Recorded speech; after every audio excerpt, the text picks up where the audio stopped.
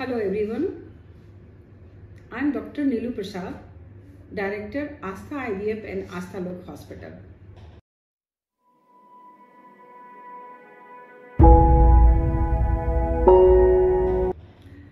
आज हम बात करेंगे यूट्राइन सेप्टम क्या है, इसकी जानकारी कैसे होगी और फिर इसका इलाज क्या होगा और इसके क्या क्या कॉम्प्लिकेशंस होते हैं।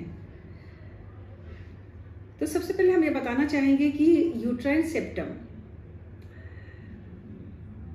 लगभग 1 से 2% महिलाओं में देखा जाता है।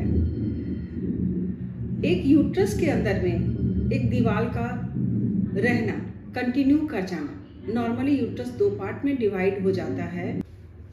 नॉर्मली यूट्रस का जो फॉर्मेशन होता है वो माँ के गर्भ में जब लड़की रहती है उस समय होता है और वो 2 पार्ट में होता है और दोनों पार्ट आकर के वो जुड़ जाते हैं तो यूट्रस की एक कंप्लीट कैविटी हो जाती है, 2 फैलोपियन ट्यूब हो जाते हैं, 2 ओवरी हो जाते हैं। लेकिन कभी कभी किसी कंडीशन में किसी कारण से ये जो बीच का दीवार है वो कंप्लीटली वो डिसॉल्व नहीं हो पाता है, वो गल नहीं पाता है और जिसके कारण वो बीच का दीवार एज सच प्रेजेंट रहता है, जिसको हम लोग बोलते हैं यूट्राइन सेप्टम। यूट्राइन सेप्टम का जो है समस्या नॉर्मली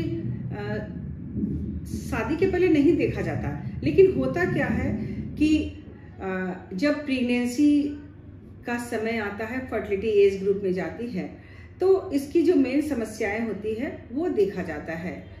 प्रेगनेंसी ठहरने में भी कोई प्रॉब्लम नहीं होती है, लेकिन चूंकि अंदर की कैविटी जो स्पेस होता है वो काफी कम होता है तो इसके कारण उसे रिकरेंट मिसकैरेज हो जाना या प्री टर्म लेबर हो जाना, पूरे फुल महीने तक डिलीवरी का जो समय होता है वहां तक बच्चे का नहीं पहुंचना, या फिर बच्चा जो है उसका एबनॉर्मल प्रेजेंटेशन, ब्रीच प्रेजेंटेशन, तो ये सारी समस्याएं जो होती है वो यूट्राइन सेप्टम में देखी जाती है।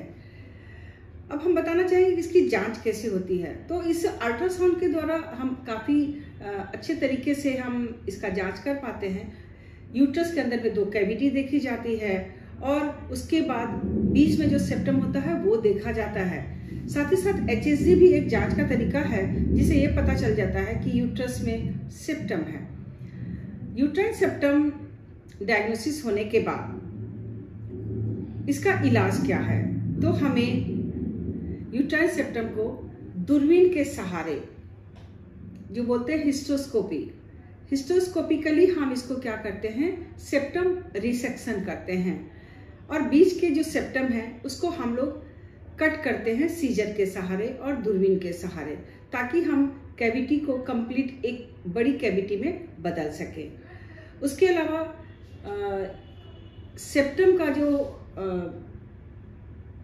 डायग्नोसिस है वो उसके लिए हम लोग लेप एंड डाई का भी हेल्प लेते हैं और उसके बाद जो मेन हमारा ट्रीटमेंट का तरीका है वो लेप्रोस्कोपिक और hysteroscopic surgical resection of the septum है।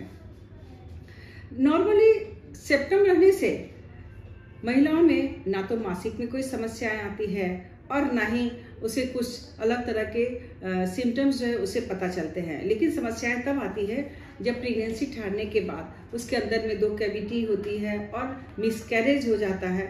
तब जब जांच की प्रक्रिया शुरू करते हैं तब पता चलता है कि उसे यूट्राइन सेप्टम है। तो यूट्राइन सेप्टम जो है वो मोस्ट कॉमन यूट्रस का जो एनोमली होता है वो यूट्राइन सेप्टम ही है और जिसका इलाज काफ़ी सिंपल और काफ़ी सक्सेसफुल होता है। और यूट्राइन सेप्टम के बाद एक और समस्या आती है कि सपोज किसी कारण से प्रेगनेंसी नहीं ठहर रही हो और उसे IVF में जाना पड़ता है, तो वैसे कंडीशन में बिना ऑपरेशन किए हम कैविटी को यूनिफिकेशन किए हमें एम्ब्रियो ट्रांसफर में काफ़ी समस्याएं आती है। तो हर हाल में जब हम प्रेगनेंसी की बात करें तो हमें यूट्रस के अंदर जो लेप्रोस्कोपिकली, हिस्टोस्कोपिकली हमें जो रिसेक्शन करना होता है वो मुझे पहले कंप्लीट क्लियर करना पड़ता है। रिसेक्शन को, कैविटी का एक यूनिफिकेशन करना पड़ता है ताकि हम सक्सेसफुल एक प्रेगनेंसी दे सकें। धन्यवाद।